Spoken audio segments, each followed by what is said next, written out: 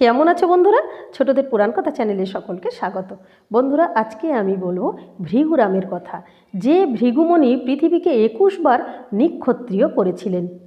তাঁর প্রতিজ্ঞা ছিল পৃথিবীতে তিনি কোনো দিনই ক্ষত্রিয়দের উৎপত্তি হতে দেবেন না। আমার আজকের কাহিনী, কেন তিনি এই ভীষণ প্রতিজ্ঞা করেছিলেন। ভৃগুমণি হলেন যমদগ্নি এবং রেণুকার পুত্র। একবার রাজা কার্তবীর্য, যিনি ছিলেন প্রবল প্রতাপশালী, তিনি তার সৈন্য সামন্ত নিয়ে শিকারে গেছেন। সারা দিন তিনি জঙ্গলে ঘুরে ঘুরে তো শিকার করছেন।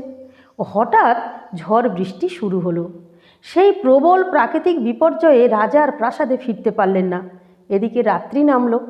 রাজা তখন তার সৈন্য সামন্তদের নিয়ে বৃক্ষের উপরে রাত্রি যাপন করলেন।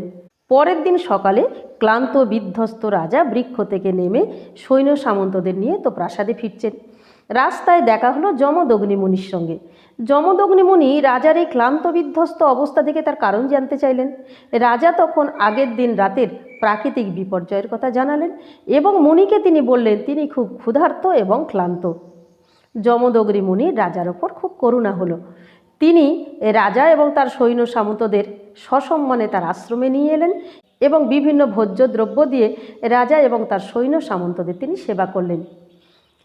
ইতিমধ্যে রাজা দেখলেন যমদগ্নি মুনির আশ্রমে সুরভি গাভীটি বাঁধা আছে। রাজার খুব ইচ্ছে হলো সুরভিকে পাওয়ার। তিনি যমদগ্নি মুনিকে তার ইচ্ছার কথা জানালেন, কিন্তু যমদগ্নি মুনি অতি বিনয়ের সঙ্গে জানালেন যে এই সুরভিকে তিনি দিতে পারবেন না।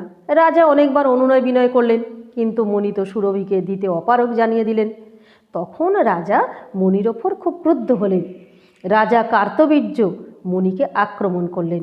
তিনি এবং তার সৈন্য সামন্ত মিলে তো মুনির আশ্রম লণ্ডভণ্ড করে দিলেন এবং মুনিকে হত্যা করলেন। তখন কিশোর ভৃগু ওই আশ্রমে ছিলেন না।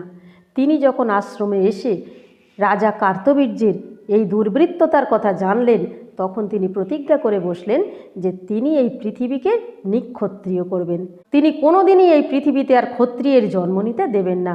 এই কারণে যতবার পৃথিবীতে ক্ষত্রিয়দের আবির্ভাব হয়েছে তিনি তাতে নিধন করেছিলেন এবং সেটি 21 বার করেছিলেন।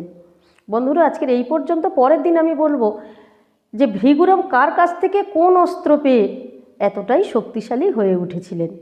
আজকের এই পর্যন্ত। আজকের কাহিনী কেমন লাগলো তোমরা লাইক কমেন্টস করে দিও। নিয়মিত আমার কাহিনী শোনার জন্য বন্ধুরা আমার চ্যানেলটিকে ফলো করে রেখো।